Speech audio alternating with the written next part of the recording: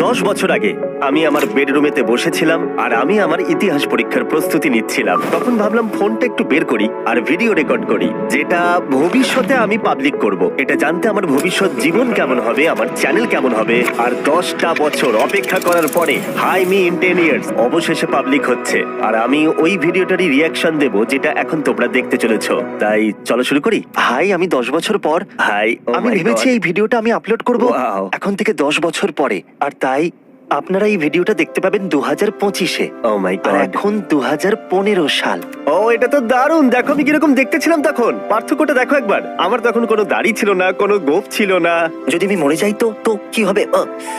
ও, তাহলে তো এটা বড়ই অদ্ভুত লাগবে। সৌভাগ্যবশত আমি মরিনি। খুবই ভেবেই তো আমার টয়লেট পেয়ে যাচ্ছে।